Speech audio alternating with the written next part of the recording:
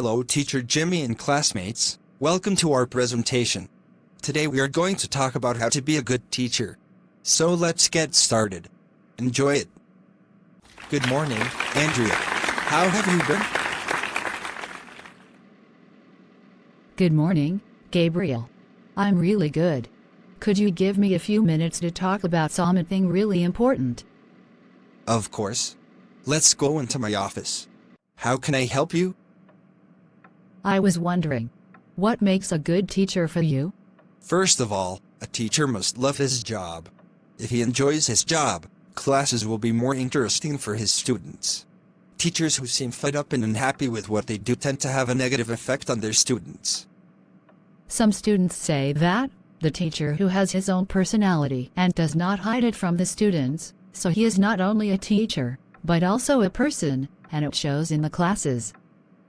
Students tend to be interested in their teachers, at least at the beginning. Teachers who share their personality in their classes tend to do better than those who don't, and students like to be entertained and amused. However, you have to find a balance between entertainment and teaching and learning. So we can say that the character and personality of the teacher is a crucial issue in the classroom. However, the largest number of answers to the question what makes a good teacher were not so much about the teachers themselves, but about the relationship between the teacher and the students. I completely agree with you, Andrea. It is important that you can talk to the teacher when you have problems and don't stay alone with the subject. Successful teachers are those people who can identify with their students' hopes, aspirations, and difficulties while teaching them.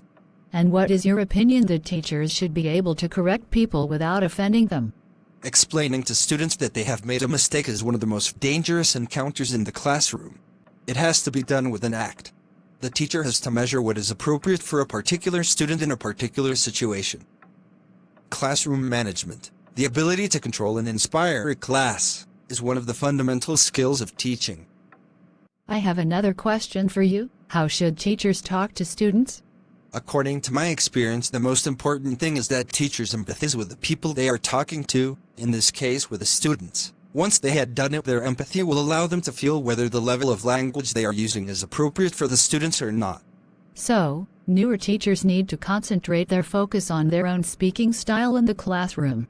Exactly. And apart from adapting their language, experienced teachers also use physical movements like gestures, expressions, mime, in order to catch students' attention. It means that physical movements become part of the language teachers use. Right, especially with students at lower levels. You know that in order to teach a good class, you always have to consider whether the students understand your guidelines. How can I make them understand? First of all, it is always difficult to talk to students when we are teaching them. But there are two general rules for giving instructions. They should be as simple and logical as possible. What should I keep in mind to make the instructions clear? You should ask yourself the following questions. What is the important information you try to express? What should the students know in order to complete this activity successfully? What information do they need first? And what should come next? Interesting point of view. And how can you tell that the students have grasped the instructions given? As teachers, it is important to check that students have understood what is being asked, either by asking a student to explain the activity after the teacher has given the instruction.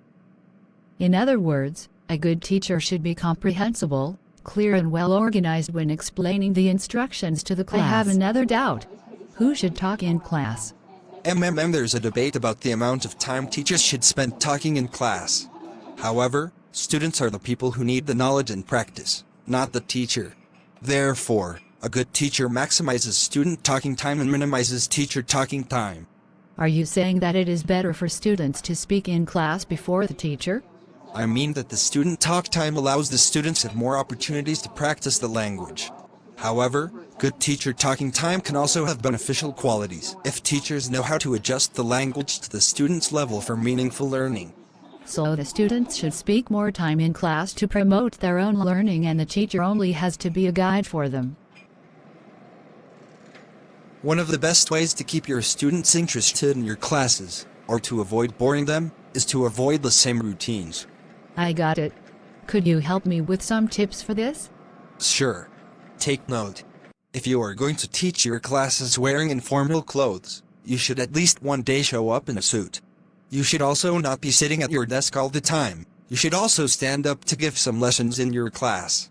You must exchange your rhythm of giving the classes. For example, if one day you are energetic, the next day you should take the class with a calm and take it more slowly. It seems that I begin to understand. It is about maintaining the surprise factor and generating curiosity in my students so that they remain expectant and active. Exactly.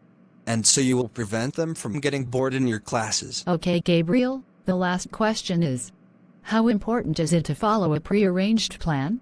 Okay, so the key is that a balance has to be struck between teachers attempting to achieve on the one hand, and responding to what students are saying or doing on the other.